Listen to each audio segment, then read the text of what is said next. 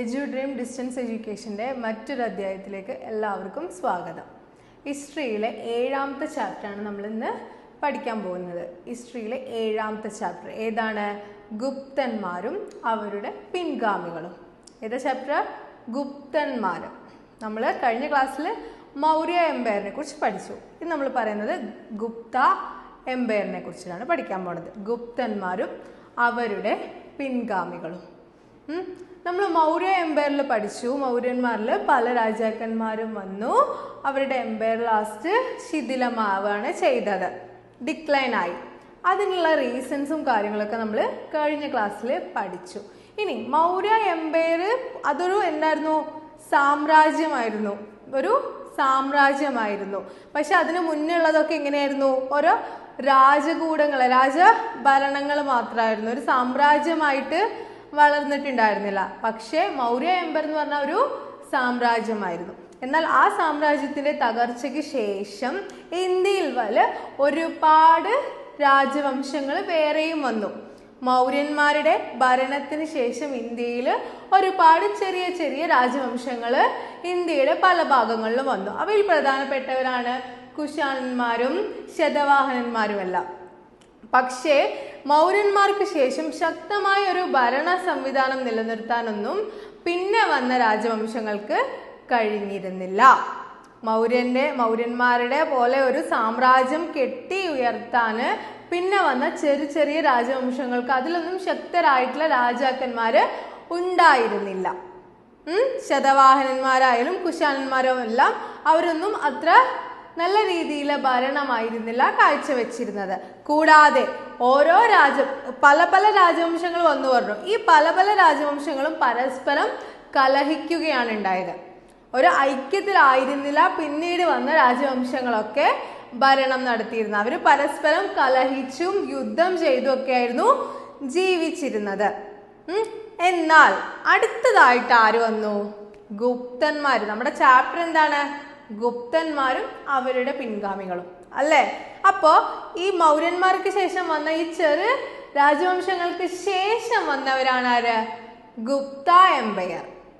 Gupta Empire വന്നപ്പോ ഈ രാജവംശങ്ങൾ തമ്മിലുള്ള കലഹങ്ങൾക്കും രാജ്യത്ത് നിലനിന്നിരുന്ന അസ്വസ്ഥതകൾക്കൊക്കെ ഒരു ശമനമുണ്ടായി.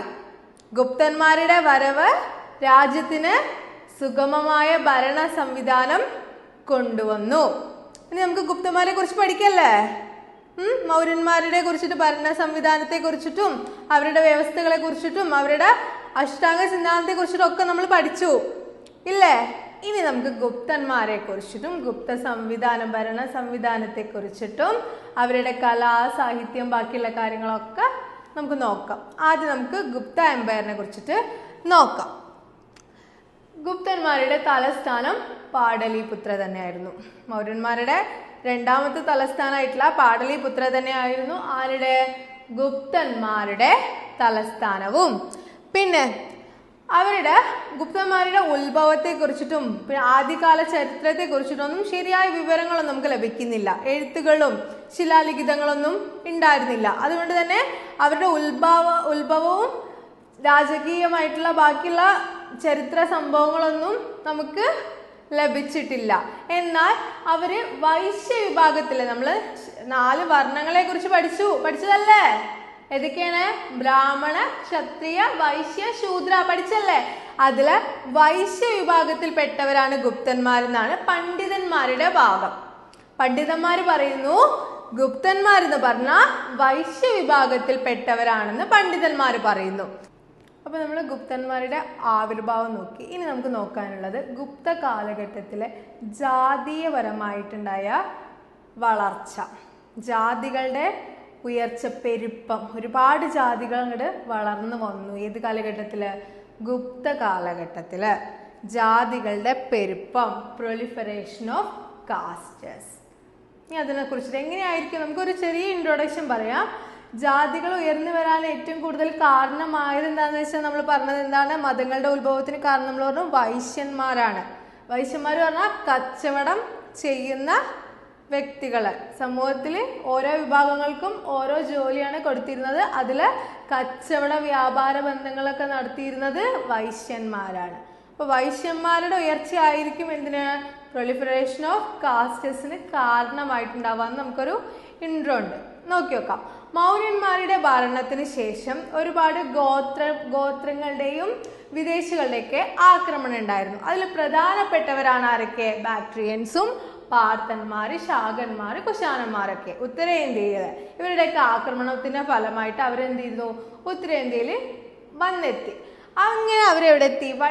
ഇന്ത്യയുടെ വടക്ക് പടിഞ്ഞാറൻ ഭാഗത്ത് സ്ഥിരമായി താമസമുറപ്പിച്ചു. വടക്ക് പടിഞ്ഞാറൻ ഭാഗത്ത് സ്ഥിരമായ താമസം ഉറപ്പിച്ചു. ആരൊക്കെ? ബാക്ട്രിയൻസ്, പാർത്തന്മാര്, ശാകന്മാര്, കുശാനന്മാര് തുടങ്ങിയിട്ടുള്ള വിഭാഗങ്ങൾ. എന്തിനുശേഷം? മൗര്യന്മാരുടെ തകർച്ചയ്ക്ക് ശേഷം ഉത്തരേന്ത്യയില് ആക്രമണം നടത്തിയിരുന്ന വ്യക്തികളായിരുന്നു. എന്നാൽ ഇവരേനെ പെട്ടെന്ന് ജാതി നമ്മുടെ സമ്പ്രദായത്തിലേക്ക്, നമ്മുടെ വർണ്ണവ്യവസ്ഥയിൽ ഏതിൽ ചേർക്കണം? ബ്രാഹ്മണന്മാരിൽ ചേർക്കണോ, വൈശ്യന്മാരിൽ, ശൂദ്രന്മാരിൽ എവിടെയാണ് ചേർക്കേണ്ടതെന്ന് ഇതില്ലാത്തതുകൊണ്ട് ആദ്യം നമ്മളൊന്ന് കൺഫ്യൂസ്ഡ് ആയി നിന്നു. പിന്നെ നമ്മൾ എന്ത് ചെയ്തു? ഇവരെ ഒഴിവാക്കാൻ പറ്റില്ല. കാരണം ഇവര് യുദ്ധത്തിന് വേണ്ട എല്ലാ ആയുധങ്ങളും ഇവരുടെ കയ്യിൽ സജ്ജമായിരുന്നു. അങ്ങനെ ഇവരെ അകറ്റി നിർത്താനും പറ്റിയിരുന്നില്ല. അങ്ങനെ നമ്മൾ അവരെ നമ്മുടെ വർണ്ണവ്യവസ്ഥയിലേക്ക് കൊണ്ടുവരികയാണ് ഉണ്ടായത്. ആ വർണ്ണവ്യവസ്ഥയിൽ കൊണ്ടുവന്നു. അവര് നമ്മുടെ വ്യാപാരത്തെയും ഒക്കെ നിയന്ത്രിച്ചു പോന്നു. കോസംബി ഉജ്ജയിനി വഴി എന്ത് ചെയ്തു? പാടലിപുത്ര പറഞ്ഞ തലസ്ഥാനത്തെ ബറാജുമായിട്ട് ബന്ധിപ്പിച്ചു. വിദേശ രാജ്യത്തിൽ പെടുന്ന ബറാജുമായിട്ട് പാടലിപുത്രനെ ബന്ധിപ്പിച്ചു. ഏത് വഴിയാണ്? ഉജ്ജയിനി കോസംബി. നമ്മൾ പറഞ്ഞു ഉജ്ജയിനി കോസംബി എന്നൊക്കെ പറയുന്നത് മഹാജനപദങ്ങളിൽ നമ്മൾ പഠിച്ചതാണ് അല്ലേ? പ്രധാന നഗരങ്ങളായിരുന്നു. അവയെ എന്ത് ചെയ്തു? പാടലിപുത്രം. അവ വഴി പാടലിപുത്രത്തിനെ ബരാജുമായി ബന്ധിപ്പിച്ച് വ്യാപാരം നടത്തി. കൂടാതെ മധുര, സിന്ധ് വഴി, മധുര പറഞ്ഞാൽ നമ്മുടെ തമിഴ്നാട്ടിലുള്ള മധുരയല്ല, ഉത്തരേന്ത്യയിലുള്ള മധുര. ആ മധുരയും സിന്ധും വഴി എന്ത് ചെയ്തു? പാടലിപുത്രനെ ഗ്രീസുമായിട്ട് ബന്ധിപ്പിച്ചു. അങ്ങനെ എന്ത് ചെയ്തു? പാടലിപുത്രയും വിദേശ രാജ്യങ്ങളുമായിട്ട്, അവരുടെ ഭരണ തലസ്ഥാനവും വിദേശ രാജ്യങ്ങളുമായിട്ട് ഒരു അതിവിപുലമായ വാണിജ്യ ബന്ധങ്ങൾ നടത്തി. ഇങ്ങനെ വാണിജ്യ ബന്ധങ്ങൾ നടത്തുമ്പോൾ ആരവിടെ വികസിക്കുന്നത്? ആരാണ് ഉയർന്നു പോകുന്നത്? ആരാണ്? വൈശ്യന്മാര് അല്ലേ? അപ്പൊ വൈശ്യന്മാർ ഉയർന്നിട്ട് എന്ത് ചെയ്തു? അവരുടേതായ സ്ഥാനം സമൂഹത്തിൽ ഉയർത്തിയെടുത്തു. എന്നാൽ യാഗാദി കർമ്മങ്ങളും മറ്റുള്ളതും എല്ലാം നടത്തിയിട്ട് ബ്രാഹ്മണ സമൂഹത്തിൽ ഉയർന്ന പദവിയിൽ തന്നെ നിൽക്കുകയാണ്. എന്നാൽ ഇവർക്ക് ഇവരുടെ ഉയർച്ചയ്ക്ക് അനുസരിച്ചുള്ള അംഗീകാരം സമൂഹത്തിൽ നിന്ന് ലഭിക്കുന്നുമില്ല. അപ്പൊ അതിലവര് അസംതൃപ്തരായിരുന്നു. സമൂഹത്തിൽ ഉയർച്ചയ്ക്ക് വേണ്ടിയിട്ട് അവരെന്ത് ചെയ്തു? ഉപജാതികൾക്കും മറ്റും രൂപം നൽകി. കൂടാതെ അന്ന് സമൂഹത്തിൽ ഉണ്ടായിരുന്ന ജനങ്ങളൊക്കെ അവരുടേതായ സവിശേഷ തൊഴിലുകൾ മാത്രം നടത്തി ജോലി ചെയ്യുന്നവരായിരുന്നു.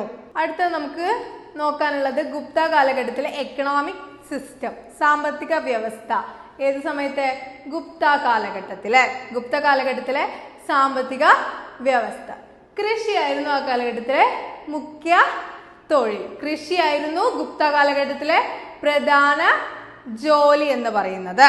ഏതാണ്? കൃഷി. അതുപോലെ തന്നെ ഫ്യൂഡലിസം, ഭൂപ്രഭുത്വം എന്ന് പറയുന്ന ഫ്യൂഡലിസം ഏറ്റവും ശക്തമായ കാലഘട്ടമായിരുന്നു ഗുപ്ത കാലഘട്ടം. ഫ്യൂഡലിസം ശക്തമായ കാലഘട്ടമായിരുന്നു ഗുപ്ത കാലഘട്ടം. കൂടാതെ ജൈന ബുദ്ധ വിഹാരങ്ങൾക്കും ബ്രാഹ്മണർക്കും ഭൂമി ദാനമായി നൽകിയിരുന്നു. ഗുപ്ത കാലഘട്ടത്തില് ജൈന ബുദ്ധ വിഹാരങ്ങൾക്കും ബ്രാഹ്മണർക്കും ഭൂമി ദാനമായി നൽകിയിരുന്നു. ഭൂമിയുടെ 3/4 ഭാഗവും ആരുടെ കയ്യിലായിരുന്നു? ഭൂപ്രഭുക്കന്മാരുടെ കയ്യിലായിരുന്നു ഉണ്ടായിരുന്നത്. കാർഷിക മേഖല ഭൂപ്രഭുക്കന്മാരുടെ കയ്യിലായിരുന്നു. ഭൂമി അളന്ന് തിട്ടപ്പെടുത്തുന്ന സമ്പ്രദായം ആർക്കുണ്ടായിരുന്നു? ഗുപ്തന്മാർക്ക് ഉണ്ടായിരുന്നു. ഭൂമി അളന്ന് തിട്ടപ്പെടുത്തുന്ന സമ്പ്രദായം ആര് സ്വീകരിച്ചിരുന്നോ? ഗുപ്തന്മാര് സ്വീകരിച്ചിരുന്നല്ല, അല്ലെങ്കിൽ അവര് നടപ്പിലാക്കിയിരുന്നു. പിന്നെ കൃഷിഭൂമി അറിയപ്പെട്ടിരുന്നത് ക്ഷേത്രം എന്നാണ്. പിന്നെ ഭൂമിയെ പലതായി തിരിച്ചിരുന്നു. ഭൂമിയെ പലതരത്തില് തിരിച്ചിരുന്നു. കൃഷിക്ക് അനുയോജ്യമായ ഭൂമി, തരിശു ഭൂമി, വനഭൂമി, വാസയോഗ്യമായ ഭൂമി, മേച്ചിൽ പുറങ്ങള്. അങ്ങനെ കൃഷിയെ വിവിധങ്ങളായിട്ട് തിരിച്ചിരുന്നു. എങ്ങനെയൊക്കെ തിരിച്ചിരുന്നത്? കൃഷിക്ക് അനുയോജ്യമായ ഭൂമി, തരിശു ഭൂമി, വനഭൂമി, പിന്നെന്തായിരുന്നു? താമസയോഗ്യമായ ഭൂമി, മേച്ചിൽപ്പുറങ്ങള്, കന്നുകാലികൾക്കും മറ്റുമായിട്ടുള്ള മേച്ചിൽപ്പുറങ്ങൾ. അങ്ങനെ ഭൂമിയെ പലതായിട്ട് തിരിച്ചിരുന്നു. പിന്നെ കൃഷി ചെയ്യാത്ത ഭൂമി അറിയപ്പെട്ടിരുന്ന പേരെന്താണ്? ഗില അപ്രഹത. കൃഷി ചെയ്യാത്ത ഭൂമി അറിയപ്പെട്ടിരുന്ന പേരാണ് ഗില അപ്രഹത. എന്താണ്? ഗില അപ്രഹത എന്നാണ് കൃഷി ചെയ്യാത്ത ഭൂമി അറിയപ്പെട്ടിരുന്നത്. പ്രധാന എല്ലാ കാർഷിക വിളകളും ഗുപ്ത കാലഘട്ടത്തിലും കൃഷി ചെയ്തിരുന്നു. പ്രധാനപ്പെട്ട എല്ലാ കാർഷിക വിളകളും ഗുപ്ത കാലഘട്ടത്തിൽ കൃഷി ചെയ്തിരുന്നു. ഏതൊക്കെയാണ്? ബാർലി, ഗോതമ്പ്, പച്ചക്കറികള്, പിന്നെ പരുത്തി, പയറുവർഗ്ഗങ്ങള്, കരിമ്പ് തുടങ്ങിയവയൊക്കെ ഗുപ്ത കാലഘട്ടത്തിൽ കൃഷി ചെയ്തിരുന്നു. ക്ലിയർ ആയില്ലേ? ഗുപ്ത കാലഘട്ടത്തിലെ സാമ്പത്തിക സിസ്റ്റം. നമുക്ക് നോക്കാനുള്ളത് ഗുപ്ത കാലഘട്ടത്തിലെ പ്രധാന വരുമാന മാർഗങ്ങള്, സോഴ്സസ് ഓഫ് ഇൻകം അല്ലെങ്കിൽ റവന്യൂ മാർഗങ്ങൾ, ഡിഫറെന്റ് ടൈപ്സ് ഓഫ് റവന്യൂ. നികുതികള്.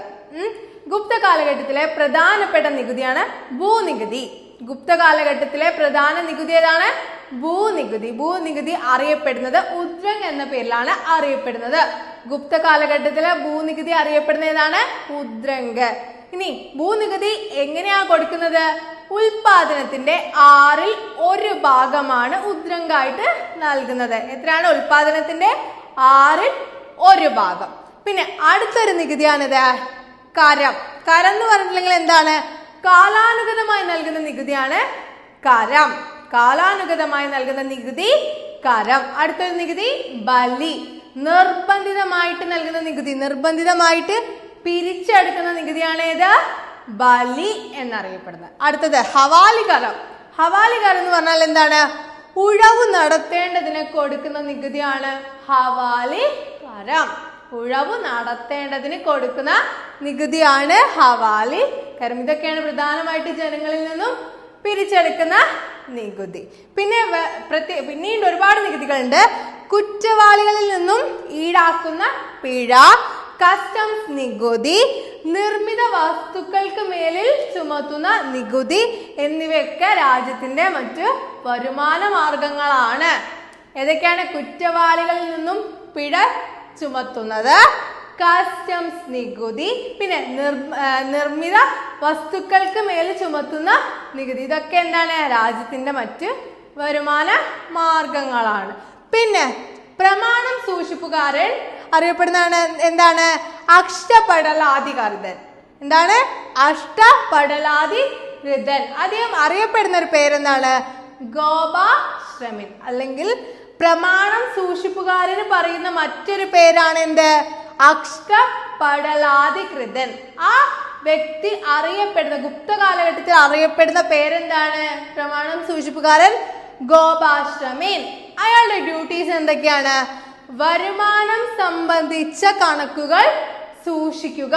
വരുമാനം സംബന്ധിച്ച കണക്കുകൾ സൂക്ഷിക്കുക. പിന്നെ ഗവൺമെന്റിന് കിട്ടാനുള്ള തുക ജാമ്യക്കാരിൽ നിന്നും പിരിച്ചെടുക്കുക. ഗവൺമെന്റിൽ നിന്ന് കിട്ടാനുള്ള തുക മേടിച്ച വ്യക്തി കൊടുത്തിട്ടുണ്ടാവില്ല. അപ്പോൾ ജാമ്യം നിന്ന വ്യക്തിയുടെ കയ്യിൽ നിന്നും ആ തുക പിരിച്ചെടുക്കുക. ഇതൊക്കെയാണ് പ്രമാണം സൂക്ഷിപ്പുകാരൻ എന്നർത്ഥം വരുന്ന അക്ഷപടലാധികൃതൻ ആയിട്ടുള്ള ഉദ്യോഗസ്ഥൻ ഗോപാശ്രമിന്റെ ഡ്യൂട്ടീസ്. ക്ലിയർ ആയോ? അടുത്തത് പറയുന്നത് ഉപരികരം. ഉപരികരം എന്ന് പറഞ്ഞിട്ടുണ്ടെങ്കിൽ തുണി, എണ്ണ എന്നിവയുടെ മേൽ ചുമത്തുന്ന നികുതിയാണ് ഏത്? ഉപരികരം. അടുത്തത് ശുൽക്കം. ശുൽക്കം എന്ന് പറഞ്ഞാൽ വ്യാപാരികളുടെ മേൽ ചുമത്തുന്ന നികുതിയാണ് ഏത്? ശുൽക്കം. വ്യാപാരികളുടെ മേൽ ചുമത്തുന്ന നികുതിയാണ് ശുൽക്കം. പിന്നെ വിഷ്ടി പറഞ്ഞിട്ടുള്ള ഒരു സമ്പ്രദായം ഗുപ്ത കാലഘട്ടത്തിൽ നിലനിന്നിരുന്നു. വിഷ്ടി എന്താണ്? രാജാവിന് ആരെ വേണമെങ്കിലും നിർബന്ധിച്ച് ജോലി ചെയ്യിപ്പിക്കാം. ഈ സമ്പ്രദായമാണ് ഏത്? വിഷ്ടി. ഗുപ്ത കാലഘട്ടത്തിൽ നിലനിന്ന ഒരു സമ്പ്രദായമാണ് വിഷ്ടി എന്ന് പറഞ്ഞെങ്കിൽ. പിന്നെ ഗവൺമെന്റിന് വരുന്ന ചെലവുകൾ എന്തൊക്കെയാണ്? ഗുപ്ത കാലഘട്ടത്തില് ഗവൺമെന്റിന് വന്ന ചിലവുകൾ എന്തൊക്കെയാണ്? ഉദ്യോഗസ്ഥ വൃന്ദത്തിന്റെ പരിപാലനം, ഉദ്യോഗസ്ഥ വൃന്ദത്തിന്റെ പരിപാലനം, പിന്നെ സൈനിക ചിലവ്, പൊതുമരാമത്ത് ജോലി, പൊതുമരാമത്ത് ജോലി, പിന്നെ അതിനൊക്കെ നൽകുന്ന പണം, രാജകൊട്ടാരത്തിന്റെ സൂക്ഷിപ്പ്. ഇതൊക്കെയാണ് എന്തിനു വരുന്നത്? ഗവൺമെന്റിന് വരുന്ന പ്രത്യേക ചിലവുകള്. അടുത്ത് നമുക്ക് പറയാനുള്ളത് ഗുപ്ത കാലഘട്ടത്തിലെ സ്ത്രീകളുടെ സ്ഥാനം, position of women in the Gupta period. അത് നോക്കാം. സ്ത്രീകൾക്ക് സമൂഹത്തിൽ ഏത് തരത്തിലുള്ള സ്ഥാനമായിരുന്നു ഗുപ്ത കാലഘട്ടത്തിലുള്ളത് നമുക്ക് നോക്കാം. ഒരു വ്യത്യാസമില്ല, സ്ത്രീകൾക്ക് പണ്ടത്തെ സമൂഹത്തിൽ നൽകിയിരുന്ന പോലത്തെ ഏറ്റവും താഴ്ന്ന നിലത്തിലുള്ള എന്തായിരുന്നു? സ്ഥാനമായിരുന്നു സമൂഹത്തിൽ ഉണ്ടായിരുന്നത്. ഏറ്റവും താഴ്ന്ന പൊസിഷൻ ആയിരുന്നു സ്ത്രീകൾക്ക് സമൂഹത്തിൽ ഉണ്ടായിരുന്നത്. ബ്രാഹ്മണ ഗ്രന്ഥങ്ങളിൽ പറയുന്നു ഉയർന്ന കുലത്തിൽപ്പെട്ട സ്ത്രീ ആണെങ്കിൽ പോലും താഴ്ന്ന പദവിയാണ്. അതുകൊണ്ട് തന്നെ ബ്രാഹ്മണ ഗ്രന്ഥങ്ങളിൽ പറയുന്നു സ്ത്രീകളെ ശൂദ്രഗണത്തിലാണ് പെടുത്തിയിരുന്നത് എന്നാണ് പറയുന്നത്. എന്താണ്? ബ്രാഹ്മണ കുലത്തിൽപ്പെട്ട ഉയർന്ന ജാതിയിൽപ്പെട്ടവർ, ഉയർന്ന വിഭാഗത്തിൽപ്പെട്ട സ്ത്രീകൾക്ക് പോലും എന്തായിരുന്നു? സമൂഹത്തിൽ താഴ്ന്ന പദവിയാണ് ഉണ്ടായിരുന്നത്. ബ്രാഹ്മണ ഗ്രന്ഥങ്ങളിൽ പറയുന്നു സ്ത്രീകളെ ശൂദ്രഗണത്തിലാണ് പെടുത്തിയിരിക്കുന്നത് എന്ന് പറയുന്നുണ്ട്. സ്ത്രീകളുടെ പൊസിഷൻ എന്ന് പറഞ്ഞാൽ താഴ്ന്ന പദവിയാണ്. അതുകൂടാതെ തന്നെ പ്രായപൂർത്തി ആവുന്നതിന് മുന്നേ തന്നെ സ്ത്രീകളെ വിവാഹം ചെയ്ത് കൊടുത്തിരുന്നു. പ്രായപൂർത്തി ആകുന്നതിന് മുന്നേ തന്നെ സ്ത്രീകളെ വിവാഹം ചെയ്ത് കൊടുത്തിരുന്നു. അതുകൊണ്ട് തന്നെ അവർക്ക് ഉന്നത വിദ്യാഭ്യാസമൊന്നും നൽകിയിരുന്നില്ല. സ്ത്രീകളെ പ്രായപൂർത്തിയാവുന്നതിന് മുന്നേ തന്നെ വിവാഹം ചെയ്ത് കൊടുത്തിരുന്നു. അത് കാരണം എന്തായിരുന്നു? അവർക്ക് ഉയർന്ന വിദ്യാഭ്യാസം, അപ്പർ ക്ലാസ്സിലെ എഡ്യൂക്കേഷൻ ഒന്നും അവർക്ക് ലഭിച്ചിരുന്നില്ല. ഇനി വേദപഠനം അവർക്ക് അനുവദിച്ചിരുന്നില്ല. വേദപഠനം പുരുഷന്മാർക്ക് മാത്രമായിരുന്നു ലഭിച്ചിരുന്നത്, സ്ത്രീകൾക്ക് അനുവദിച്ചിരുന്നില്ല. പിന്നെ പൊതുജീവിതം സ്ത്രീകൾക്ക് ഉണ്ടായിരുന്നില്ല. എന്നാൽ പ്രമാണിമാരുടെയും ഉയർന്ന സമ്പന്നന്മാരുടെയും ഒക്കെ ഭാര്യമാർക്ക്, സമ്പന്ന കുലത്തിൽ പെട്ടവർക്ക് എന്തായിരുന്നു? പൊതുജീവിതം ആവാമായിരുന്നു. എന്നാൽ അല്ലാത്ത എല്ലാ സ്ത്രീകൾക്കും പൊതുജീവിതം ഉണ്ടായിരുന്നില്ല. പിന്നെ സതി എന്ന ആചാരം എന്താണ്?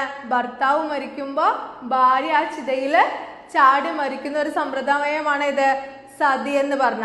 ആ സമ്പ്രദായം ഉണ്ടാവുന്നത് തന്നെ ഏത് കാലഘട്ടത്തിലാണ്? ഗുപ്ത കാലഘട്ടത്തിലാണ്. സതി സമ്പ്രദായത്തിന്റെ ആരംഭം ഗുപ്ത കാലഘട്ടത്തിലാണ്. അതിൽ തന്നെ നമുക്ക് മനസ്സിലാവാം സ്ത്രീകളുടെ പൊസിഷൻ എന്ന് പറഞ്ഞു കഴിഞ്ഞാൽ ഏറ്റവും താഴ്ന്ന നിലവാരത്തിലാണ്. ഇനി അതിനായിട്ടുള്ള ഒരു തെളിവ് നമുക്ക് ലഭിക്കുന്നുണ്ട്. ഭാനുഗുപ്തൻ എന്ന് പറഞ്ഞ ഗുപ്ത ഭരണാധികാരി ഉണ്ടായിരുന്നു. അദ്ദേഹത്തിന്റെ സേനാനായകനായിരുന്ന ഗോപരാജിന്റെ മരണത്തിന് ശേഷം, ഭാനുഗുപ്തന്റെ സേനാനായകൻ ഗോപരാജന്റെ മരണത്തിന് ശേഷം അദ്ദേഹത്തിന്റെ ഭാര്യ തീയിൽ ചാടി, അദ്ദേഹത്തിന്റെ ചിതയിൽ ചാടിയിട്ട് മരിക്കുകയുണ്ടായി എന്ന് തെളിവ് നമുക്ക് ലഭിക്കുന്നുണ്ട്. അത് ഏത് വർഷത്തിലാണ്? AD 510 ഈ ഒരു അനുഷ്ഠാനം ഉണ്ടായത്. അതാണ് നമുക്ക് ആദ്യം ലഭിച്ച തെളിവ്. ആരുടെയാണ്? ഭാനുഗുപ്തന്റെ സേനാനായകൻ ഗോപരാജിന്റെ ഭാര്യ. അപ്പോൾ സതി എന്ന് പറയുന്ന അനാചാരം, അതിന് സ്റ്റാർട്ടിങ് ഗുപ്ത എംപയറിലാണ്. പിന്നെ സ്ത്രീകൾക്ക് സ്വത്തവകാശം ലഭിച്ചിരുന്നില്ല. സ്വത്തവകാശം ഇല്ല. അതുകൊണ്ട് തന്നെ സ്ത്രീകൾ എന്തായിരുന്നു? പുരുഷന്മാരുടെ അടിമയായിരുന്നു. സ്ത്രീകൾക്ക് സമൂഹത്തില് സ്വത്തവകാശം ലഭിച്ചിരുന്നില്ല. അതുകൊണ്ട് തന്നെ സ്ത്രീകൾ പുരുഷന്മാരുടെ അടിമകളായിരുന്നു. പിന്നെ കീഴ്ജാതിയിൽപ്പെട്ട സ്ത്രീകൾക്ക് തൊഴിൽ ചെയ്യാനുള്ള അനുവാദം ഉണ്ടായിരുന്നു. കീഴ്ജാതിയിൽപ്പെട്ട സ്ത്രീകൾക്ക് തൊഴിൽ ചെയ്യാനുള്ള അനുവാദം സമൂഹത്തിൽ നൽകിയിരുന്നു. ഇതാണ് സ്ത്രീകളുടെ position in the Gupta period. Women position in the Gupta Empire. അടുത്ത നമുക്ക് നോക്കാനുള്ളത് ഗുപ്ത അഡ്മിനിസ്ട്രേഷൻ, ഭരണ സംവിധാനം. ഗുപ്ത കാലഘട്ടത്തിലെ ഭരണ സംവിധാനം എങ്ങനെയായിരുന്നു നോക്കാം. കേന്ദ്ര ഭരണം, അതിൽ നമുക്ക് പഠിക്കാനുള്ളത് രാജ്യത്തിൻ്റെ കേന്ദ്ര ബിന്ദു എന്ന് പറയുന്നത് ആരായിരുന്നു? രാജാവായിരുന്നു. കേന്ദ്ര ബിന്ദു, ഭരണത്തിന്റെ കേന്ദ്ര ബിന്ദു രാജാവായിരുന്നു. രാജാവിന് ഏതൊക്കെ ഡ്യൂട്ടീസ് ഉണ്ടായിരുന്നത്? സിവിൽ ഭരണം, സൈന്യം, നീതിന്യായം എന്നിവയുടെയൊക്കെ തലവൻ ആരായിരുന്നു? രാജാവായിരുന്നു. പിന്നെ സ്മൃതികളിൽ അനുശാസിക്കുന്ന നിബന്ധനകളൊക്കെ രാജാവ് പാലിക്കണമായിരുന്നു. ഭരണത്തിന്റെ ഉത്തരവാദിത്തം മാത്രമല്ല, ചില കടമകളും രാജാവിന് ഉണ്ടായിരുന്നു. അധികാരം മാത്രമല്ല, കടമകളും രാജാവിന് ഉണ്ടായിരുന്നു. പിന്നെ രാജാധികാരം പരമ്പരാഗതമാണ്, പക്ഷെ പിന്തുടർച്ചാ സമ്പ്രദായം ഇല്ല. മകൻ, അച്ഛൻ, അത് കഴിഞ്ഞ മകൻ, അങ്ങനെ പറയുന്ന പിന്തുടർച്ചാ അവകാശം ഇല്ല. എന്നാൽ പരമ്പരാഗതമായ രീതിയാണ് ഉണ്ടായിരുന്നത്. പിന്നെ അടുത്ത പറയാനുള്ളത് ഗുപ്ത കാലഘട്ടത്തിലെ മന്ത്രിസഭകളെ കുറിച്ചിട്ടാണ്. മന്ത്രിസഭ എന്ന് പറഞ്ഞാൽ രാജാവിനെ സഹായിക്കാൻ വേണ്ടിയിട്ട് വലിയൊരു മന്ത്രിസഭ ഉണ്ടായിരുന്നു. മന്ത്രിമാർ അറിയപ്പെട്ടിരുന്നത് സജീവന്മാർ എന്നാണ് മന്ത്രിമാർ അറിയപ്പെട്ടിരുന്നത്. ഈ മന്ത്രിമാരെ സെലക്ട് ചെയ്തിരുന്നത് സൈനിക മികവിന്റെ അടിസ്ഥാനത്തിലാണ്. സൈനിക മികവിന്റെ അടിസ്ഥാനത്തിലാണ് മന്ത്രിമാരെ സെലക്ട് ചെയ്തിരുന്നത്. അതുപോലെ കേന്ദ്ര ഗവൺമെന്റിന്റെ മേൽനോട്ടം വഹിച്ചിരുന്നത് സർവാധ്യക്ഷനായിരുന്നു. കേന്ദ്ര ഗവൺമെന്റിന്റെ മേൽനോട്ടം വഹിച്ചിരുന്നത് സർവാധ്യക്ഷൻ ആയിരുന്നു. അതുപോലെ ഗുപ്തന്മാർ പറഞ്ഞ ഒരുപാട് യുദ്ധങ്ങളൊക്കെ ചെയ്തിരുന്ന രാജവംശമാണ്. അതുകൊണ്ട് തന്നെ യുദ്ധകാര്യങ്ങളിലെ മേൽനോട്ടം വഹിക്കാൻ വേണ്ടിയിട്ട് രാജാവ് ഒരു ഉദ്യോഗസ്ഥനെ നിയമിച്ചു. ആ ഉദ്യോഗസ്ഥനാണ് രണഭണ്ഡകാരാതി കർണൻ. ഈ ഉദ്യോഗസ്ഥനായിരുന്നു യുദ്ധകാര്യങ്ങളിലൊക്കെ മേൽനോട്ടം വഹിച്ചിരുന്നത്. മന്ത്രിസഭ എന്ന് പറയുന്നത് എങ്ങനെയാണ്? പരമ്പരാഗതമായിട്ടാണ് ഉണ്ടായിരുന്നത്, പിന്തുടർന്നിട്ടാണ് ഉണ്ടായത്. പക്ഷെ അവർ കഴിവുറ്റവരാണോ എന്ന് രാജാവ് പരിശോധിച്ചിരുന്നു. ഇനി പ്രാദേശിക ഭരണം. ഗുപ്ത കാലഘട്ടത്തിലെ പ്രാദേശിക ഭരണം, അല്ലെങ്കിൽ സമൂഹത്തിനെ വിഭജിച്ചിട്ടുണ്ടാവുമല്ലോ. രാജ്യത്തിനെ പ്രവശ്യകളെ എന്ത് പേരിൽ അറിയപ്പെട്ടിരുന്നത്? ദേശങ്ങൾ. രാജ്യത്തിനെ പ്രവശ്യകളായി തിരിച്ചു. പ്രവശ്യകൾ അറിയപ്പെട്ടിരുന്നത് ദേശങ്ങൾ എന്നാണ്. ദേശങ്ങളിലെ ഭരണം നടത്തിയിരുന്നതാണ് ഉപാധികാരി. ഉപാധികാരിയായിരുന്നു ദേശങ്ങളില് ഭരണം നടത്തിയിരുന്നത്. പ്രവശ്യനെ വീണ്ടും വിഷയങ്ങളായിട്ട് തിരിച്ചു. ആദ്യം എന്താണ്? രാജ്യം. രാജ്യത്തിന് പ്രവശ്യനെ പിന്നെ വിഷയങ്ങളായിട്ട് തിരിച്ചു. വിഷയങ്ങളിൽ ഭരണം നടത്തിയിരുന്നത് വിഷയപതിയായിരുന്നു. വിഷയങ്ങളില് ഭരണം നടത്തിയിരുന്നത് വിഷയപതിയായിരുന്നു. ഇനി വിഷയങ്ങളെ വീണ്ടും ഗ്രാമങ്ങളായി തിരിച്ചു. ഗ്രാമങ്ങളിലെ ഭരണം ഗ്രാമപതിയുടെ കയ്യിലായിരുന്നു. ഗ്രാമങ്ങളിലെ ഭരണം ഗ്രാമപതിയുടെ കയ്യിലായിരുന്നു. പ്രാദേശിക ഭരണത്തിൽ തന്നെ നമുക്ക് കൂട്ടിച്ചേർക്കാൻ പറ്റുന്നതാണ് നമ്മൾ നേരത്തെ പറഞ്ഞ നികുതി സമ്പ്രദായത്തെയും സാമ്പത്തികമായ സ്ഥിതികളും പിന്നെ വിഷ്ടി പറയുന്ന സമ്പ്രദായമൊക്കെ നമുക്ക് എന്തിൽ പറ്റും? പ്രാദേശിക ഭരണത്തില് കൂട്ടി എഴുതാൻ പറ്റും.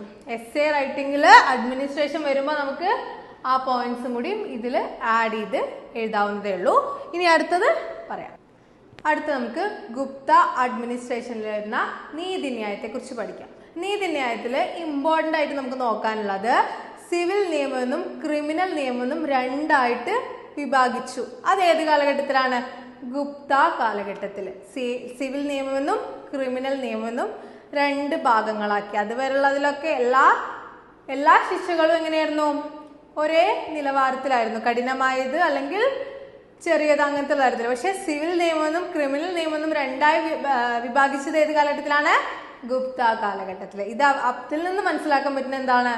ഗുപ്തന്മാരെന്ന് പറഞ്ഞു കഴിഞ്ഞാല് നീതിന്യായത്തില് ഉയർന്ന പടിയിലാണ് നിന്നിരുന്നതെന്ന് പറയാം. നീതിന്യായത്തിന്റെ തലവൻ ആരായിരുന്നു? രാജാവ് തന്നെയായിരുന്നു.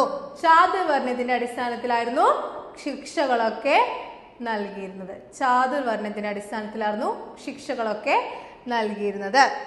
പിന്നെ രാജാവിനെ നീതിന്യായത്തിന്റെ കാര്യത്തിൽ സഹായിക്കാൻ വേണ്ടിയിട്ട് മഹാദണ്ഡ നായകൻ എന്നൊരു വ്യക്തി ഉണ്ടായിരുന്നു. മഹാദണ്ഡ നായകൻ എന്നൊരു വ്യക്തി രാജാവിനെ നീതിന്യായ കാര്യത്തിൽ സഹായിക്കാൻ ഉണ്ടായിരുന്നു. പിന്നെ ഗുപ്തന്മാരുടെ തലസ്ഥാന നഗരിയിൽ എന്തായിരുന്നു? ധർമ്മസ്ഥാന എന്ന് പറയുന്ന ഒരു കോടതി ഉണ്ടായിരുന്നു. ധർമ്മസ്ഥാന എന്ന് പറയുന്ന ഒരു കോടതി തലസ്ഥാനത്ത് ഉണ്ടായിരുന്നു, നിലനിന്നിരുന്നു. നീതിന്യായത്തിന്റെ ഗുപ്ത സവിശേഷത പറഞ്ഞു. അടുത്തത് ഗുപ്തന്മാരുടെ സൈനിക സംവിധാനമായിരുന്നു. സൈനിക നായകൻ അറിയപ്പെടുന്നത് മഹാസേനാപതി എന്നാണ് സൈനിക നായകൻ അറിയപ്പെടുന്നത്. പിന്നെ അവിടുത്തെ ഭടന്മാരുടെ രൂപം എങ്ങനെയായിരുന്നു? വടിയും ഉരുക്കു തൊപ്പിയും യൂസ് ചെയ്തിട്ടായിരുന്നു ഭടന്മാർ ഉണ്ടായിരുന്നത്, വടിയും ഉരുക്കു തൊപ്പിയും. പിന്നെ യുദ്ധത്തിന് ഉപയോഗിച്ചിരുന്നതാണ് വാള്, കുന്തം, മഴു, അമ്പും വില്ലും. ഇതൊക്കെയായിരുന്നു യുദ്ധത്തിന് വേണ്ടിയിട്ട് ഉപയോഗിച്ചിരുന്നത്. അടുത്തത് നമുക്ക് നോക്കാനുള്ളത് ഗുപ്ത കാലഘട്ടത്തിലെ പ്രധാനപ്പെട്ട രാജാക്കന്മാരെ കുറിച്ചിട്ടാണ്. ഗുപ്ത കാലഘട്ടത്തിലെ പ്രധാന രാജാക്കന്മാരെ കുറിച്ചിട്ടാണ്. ഗുപ്ത കാലഘട്ടത്തിന് തുടക്കം കുറിച്ച രാജാവ് ആരാണ്? ശ്രീഗുപ്തനായിരുന്നു. ഗുപ്ത കാലഘട്ടത്തിലെ പ്രധാന രാജാക്കന്മാരെ കുറിച്ചിട്ടാണ് പറയുന്നത്. ആദ്യത്തെ രാജാവ് ഏതാണ്? ചന്ദ്രഗുപ്തൻ ഒന്നാമൻ. ആരാണ്?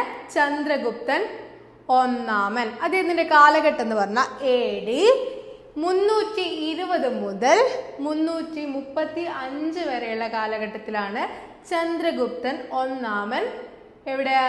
ഗുപ്ത കാലഘട്ടത്തിൽ ഭരണം നടത്തിയിരുന്നത്. ചന്ദ്രഗുപ്തൻ ഒന്നാമൻ ഗുപ്ത സാമ്രാജ്യത്തിലെ ഏറ്റവും പ്രശസ്തനായ ആദ്യത്തെ ഭരണാധികാരിയാണ് ചന്ദ്രഗുപ്തൻ ഒന്നാമൻ. ഗുപ്തവർഷത്തിന് സ്റ്റാർട്ട് ചെയ്തത് ആരാണ്? ചന്ദ്രഗുപ്തൻ ഒന്നാമനാണ്. ഗുപ്തവർഷം എന്ന സംവത്സരത്തിന് തുടക്കം കുറിച്ചത് ചന്ദ്രഗുപ്തൻ ഒന്നാമനാണ്. ഒരു 600 വർഷത്തോളം ഈ ഗുപ്തവർഷത്തിനൊരു പ്രാധാന്യം ഉണ്ടായിരുന്നു. അത് കഴിഞ്ഞപ്പോൾ അതില്ലാതായി. എത്ര? 600 വർഷത്തോളം ഗുപ്തവർഷം അതിന് പ്രാധാന്യം ഉണ്ടായിരുന്നു. പിന്നെ ലിച്ചാവി കുടുംബം, ഇന്ത്യയിൽ തന്നെ ഒരു പ്രധാനപ്പെട്ട പരമ്പരാഗത കുടുംബമായിരുന്ന ലിച്ചാവി കുടുംബത്തിൽ നിന്നുമുള്ള കുമാരദേവിയെ അദ്ദേഹം വിവാഹം ചെയ്തതോടുകൂടി ചന്ദ്രഗുപ്തൻ ഒന്നാമന്റെ പ്രശസ്തിയും ശക്തിയുമെല്ലാം വർദ്ധിക്കുകയാണ് ഉണ്ടായത്. ലിച്ചാവി കുടുംബത്തിൽപ്പെട്ട കുമാരദേവിയെ വിവാഹം കഴിച്ചതോടുകൂടി ചന്ദ്രഗുപ്തൻ ഒന്നാമന്റെ പ്രശസ്തിയും ശക്തിയുമെല്ലാം വർദ്ധിച്ചു.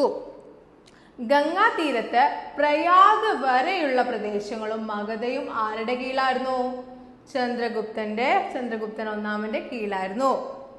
ഗംഗാ തീരത്ത് പ്രയാഗ് വരെയുള്ള പ്രദേശങ്ങളും പിന്നെ മഗധയും അദ്ദേഹത്തിന്റെ കീഴിലായിരുന്നു ഉണ്ടായിരുന്നത്. പിന്നെ ബീഹാർ, ഔദ്, അലഹബാദ്, മഗധ എന്നിവയിലൊക്കെ അദ്ദേഹം ഭരണം നടത്തിയിരുന്നു. അതൊക്കെയായിരുന്നു അദ്ദേഹത്തിന്റെ ഭരണ പ്രദേശങ്ങൾ. ഏതൊക്കെയാണ്? ബീഹാർ, ഔദ്, അലഹബാദ്, മഗധ. ഇതാണ് ചന്ദ്രഗുപ്തൻ ഒന്നാമനെ കുറിച്ച് നോക്കാനുള്ള. അടുത്ത നമുക്ക് ചന്ദ്രഗുപ്തൻ ഒന്നാമന്റെ മകനായിട്ടുള്ള സമുദ്രഗുപ്തനെ കുറിച്ചിട്ട് പഠിക്കാം. സമുദ്രഗുപ്തൻ ഇമ്പോർട്ടൻ്റ് ആണ്. നിങ്ങൾക്ക് സെപ്പറേറ്റ് ക്വസ്റ്റ്യൻ വരാൻ പോകുന്ന ഒരു ഏരിയ കൂടിയാണ് സമുദ്രഗുപ്തൻ. ഇന്ത്യൻ നെപ്പോളിയൻ എന്നറിയപ്പെടുന്നതാണ് സമുദ്രഗുപ്തന്റെ കാലഘട്ടമാണ് AD 335 മുതൽ 375 വരെയുള്ള കാലഘട്ടത്തിലാണ് സമുദ്രഗുപ്തൻ ഭരണം നടത്തിയത്. 335 മുതൽ 375 വരെ. ഇന്ത്യൻ നെപ്പോളിയൻ എന്നറിയപ്പെടുന്ന ഗുപ്ത ഭരണാധികാരി ആരാണ്? സമുദ്രഗുപ്തനാണ്. പൗരാണിക ഇന്ത്യയിലെ നെപ്പോളിയൻ അദ്ദേഹം വടക്കേ ഇന്ത്യയിലെയും മധ്യ ഇന്ത്യയിലെയും 9 രാജാക്കന്മാരെ തോൽപ്പിച്ചിരുന്നു. ഇത് വടക്കേ ഇന്ത്യയിലെയും മധ്യ ഇന്ത്യയിലെയും 9 രാജാക്കന്മാരെ തോൽപ്പിച്ചു. കൂടാതെ ഡെക്കാനിലെയും ദക്ഷിണേന്ത്യയിലെയും 12 രാജാക്കന്മാരെയും ഒക്കെ തോൽപ്പിച്ച് ആ പ്രദേശങ്ങളൊക്കെ ഗുപ്തന്മാരുടെ കീഴിലാക്കി മാറ്റി. എല്ലാ ഏരിയയുമായി വടക്കേ ഇന്ത്യ, ദക്ഷിണേന്ത്യ, മധ്യേന്ത്യ എല്ലാ പ്രദേശങ്ങളും ആരുടെ കീഴിലായി? ഗുപ്തന്മാരുടെ കാലഘട്ടത്തിൽ അല്ലെങ്കിൽ ഗുപ്തന്മാരുടെ കീഴിലായി. ആരുടെ കാലഘട്ടത്തില്? സമുദ്രഗുപ്തന്റെ കാലഘട്ടത്തില്. പിന്നെ ഇവയെല്ലാം ഗുപ്തഭരണത്തിന് കീഴിൽ കൊണ്ടുവന്നു. അദ്ദേഹത്തിന്റെ പ്രദേശം എന്ന് പറയുന്നത് വടക്ക് ഹിമാലയം മുതൽ തെക്ക് നർമ്മദ വരെയും കിഴക്ക് ബ്രഹ്മപുത്ര മുതൽ പടിഞ്ഞാറ് ചമ്പൽ വരെയും നീളുന്നതായിരുന്നു. അടുത്ത ഗുപ്ത രാജാവാണ് രാമഗുപ്തൻ. ആരാണ്? രാമഗുപ്തൻ. അദ്ദേഹത്തിന്റെ കാലഘട്ടം AD 375 മുതൽ 380 വരെയാണ് രാമഗുപ്തന്റെ ഭരണകാലം. എത്രയാണ്? AD 375 മുതൽ 380 വരെ. ആ 5 വർഷക്കാലം മാത്രമേ രാമഗുപ്തൻ ഭരണം നടത്തിയിരുന്നു. സമുദ്രഗുപ്തന് ശേഷം വന്ന ഭരണാധികാരിയാണ് രാമഗുപ്തൻ.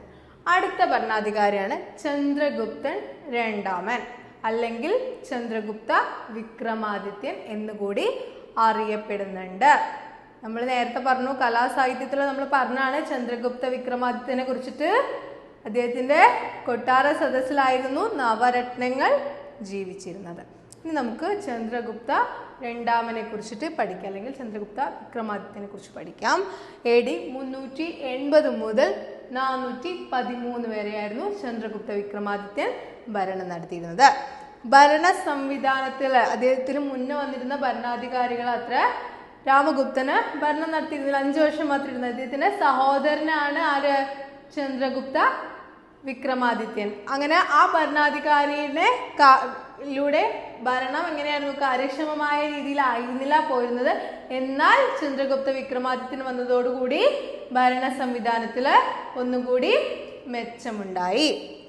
ആക്രമണങ്ങളിലൂടെയും വിവാഹബന്ധത്തിലൂടെയും രാജ്യത്തെ വിപുലീകരിച്ചു. ആക്രമണങ്ങളിലൂടെയും വിവാഹ ബന്ധങ്ങളിലൂടെയും സാമ്രാജ്യത്തെ വിപുലീകരിച്ചു. ബംഗാളും വടക്കു പടിഞ്ഞാറൻ ഇന്ത്യയിലെ ചെറിയ റിപ്പബ്ലിക്കുകളും കീഴടക്കിയ ശേഷം ശാകന്മാർക്ക് നേരെയും അദ്ദേഹം ആക്രമണം നടത്തി. ഏതൊക്കെയാണ്? ബംഗാളും വടക്കു പടിഞ്ഞാറൻ ഇന്ത്യയിലെ ചെറിയ ചെറിയ റിപ്പബ്ലിക്കുകളും. അതൊക്കെ ആക്രമിച്ചതിന് ശേഷം ശാകന്മാർക്ക് നേരെ വിക്രമാദിത്യൻ ആക്രമണം നടത്തി. അദ്ദേഹത്തിന്റെ സൈനിക കേന്ദ്രം എന്നറിയപ്പെടുന്നത് ഏതായിരുന്നു? മാൾവയായിരുന്നു.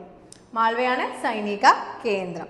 അങ്ങനെ ശാകന്മാരുടെ അവസാനത്തെ രാജാവായിരുന്ന രുദ്രസിംഹൻ മൂന്നാമനെ തോൽപ്പിച്ച് വധിച്ചിട്ട് ശാകന്മാർ എന്ന് പറയുന്ന ഭരണം തന്നെ ഇല്ലാതായി. ആ ശാകന്മാരുടെ ഭരണപ്രദേശം കൂടി ഗുപ്തന്മാരുടെ ഭരണത്തിൽ കൂട്ടിച്ചേർത്തു. ശാകഭരണത്തിലെ അവസാനത്തെ രാജാവായിരുന്ന രുദ്രസിംഹൻ മൂന്നാമനെ ആര് തോൽപ്പിച്ചു? ആരാണ് വധിച്ചത്?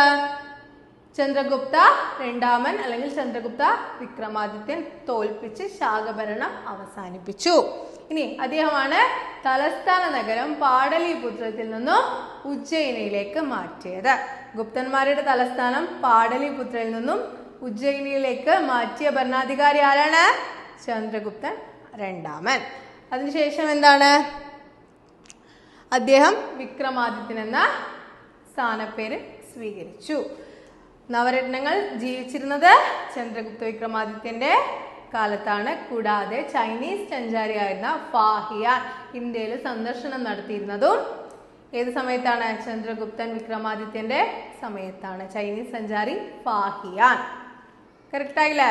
ഇനി അടുത്ത ഭരണാധികാരിയാണ് കുമാരഗുപ്തൻ. അടുത്ത ഭരണാധികാരി കുമാരഗുപ്തൻ. അദ്ദേഹത്തിന്റെ കാലഘട്ടം AD 413 മുതൽ AD 455 വരെയാണ് കുമാരഗുപ്തന്റെ ഭരണകാലം. എത്രയാണ്?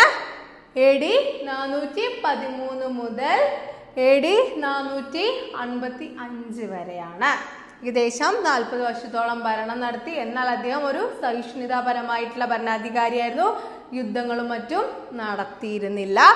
ലിഖിതങ്ങളുടെയും നാണയങ്ങളുടെയും വ്യാപാരങ്ങളുടെയും വാണിജ്യങ്ങളുടെ ഒരു വികസനമൊക്കെ ആ കാലഘട്ടത്തിൽ നടന്നതായി പറയപ്പെടുന്നു. അടുത്ത നമുക്ക് നോക്കാനുള്ളത് ഗുപ്ത കാലഘട്ടത്തിലെ സാഹിത്യവും കലയും എന്ന് പറയുന്ന ഭാഗമാണ്.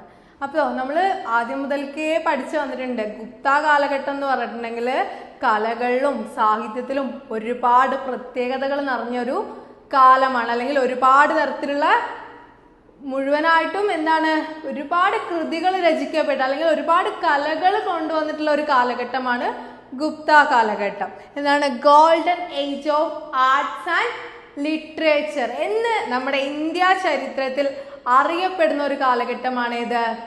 ഗുപ്ത കാലഘട്ടം എന്ന് പറയുന്നത്. അതെന്തായിരിക്കും അതിനുള്ള റീസൺ?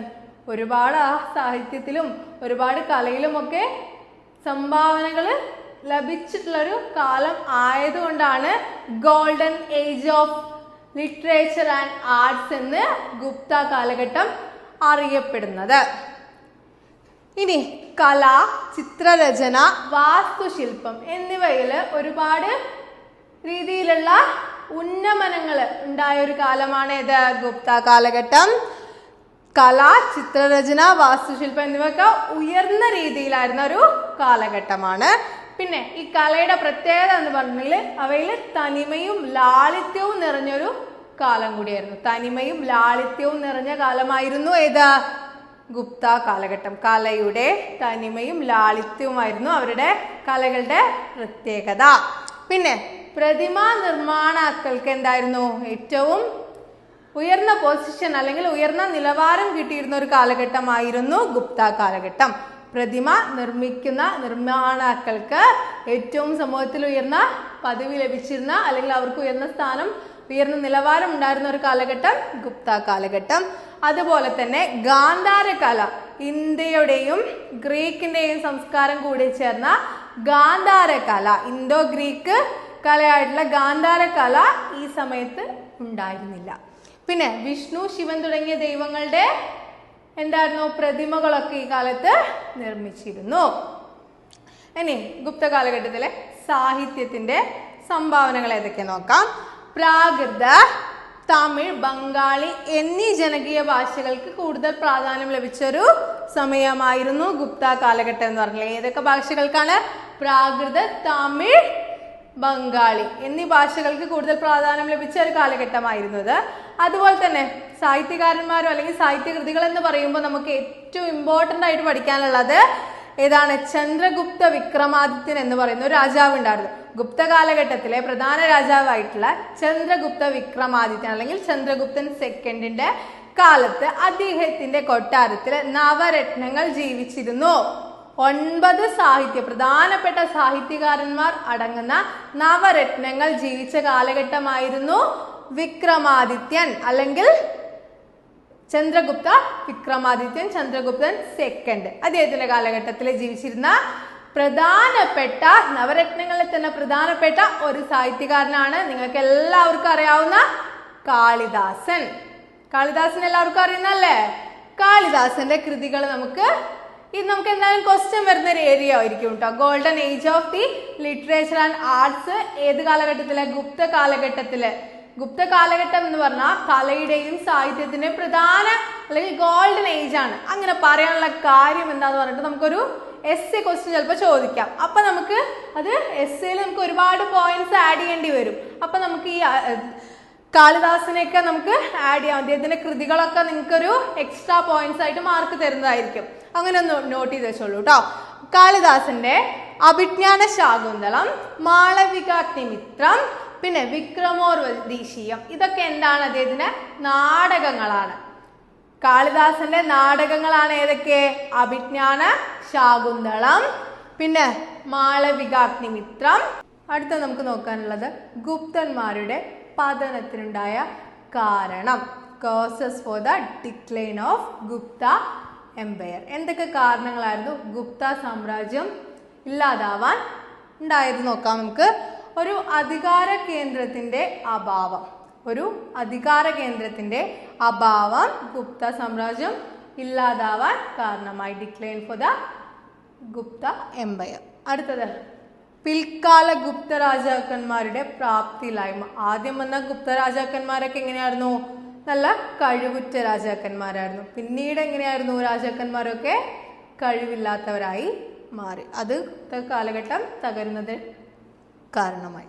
പിന്നെ അതിർത്തി സംരക്ഷണത്തിൽ കാണിച്ച വീഴ്ച അല്ലെങ്കിൽ ആലംഭാവം. അവരെന്തായിരുന്നു? അതിർത്തികളൊന്നും അധികം സംരക്ഷിക്കാൻ നോക്കിയിരുന്നില്ല. അതിർത്തി സംരക്ഷിച്ചില്ലെങ്കിൽ എങ്ങനെയാണെന്ന് മറ്റുള്ള ശക്തികളൊക്കെ ആക്രമണത്തിന് വരില്ലേ? അപ്പൊ അത് ഗുപ്തന്മാരുടെ സാമ്രാജ്യ തകർച്ചയ്ക്ക് കാരണമായി.